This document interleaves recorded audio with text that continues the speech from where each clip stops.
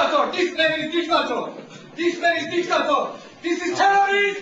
This is Iranien. This man is dictator. Protesters interrupting Iran's foreign minister. That was during an appearance in Dublin. Security officials responded to these two men who shouted at Motki, calling him a terrorist.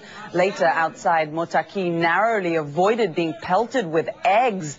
Iranian dissidents threw the eggs at his car. They kicked the vehicle as Iran's top diplomat left the scene.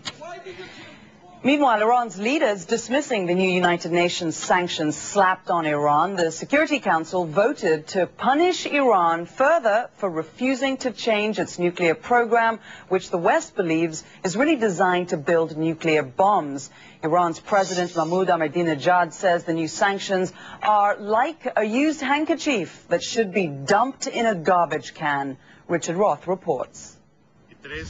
When it comes to Iran, the UN Security Council is 4 for 4. But hitting Iran with 4 sanctions resolutions in 4 years has so far not led to a resolution of the volatile Iranian nuclear issue. Nevertheless, the United States presses on.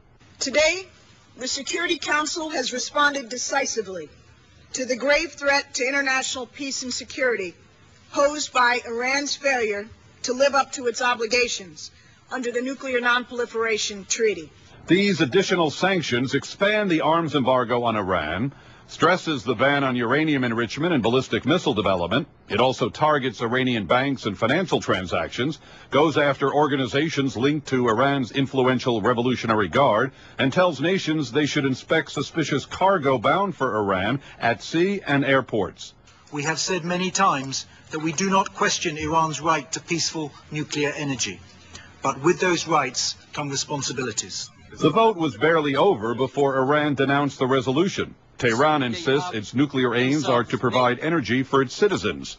What is at the stake today is the credibility of the Security Council that has turned into a tool in the toolbox of a few countries who do not hesitate to abuse it when and where their interests required. We heard a lot of ridiculous rhetoric from our Iranian colleague here today, designed to obscure and deflect the reality that Iran is in violation of its IAEA obligations and prior Security Council resolutions. Iran did get some support at the Security Council from others, Turkey and Brazil. Those two countries voted against the resolution, urging more consideration be given to a proposed deal where some of Iran's nuclear fuel would be enriched outside of Iran and then returned. Sanctions will most probably lead to the suffering of the people of Iran and will play in the hands of those on all sides that do not want dialogue to prevail.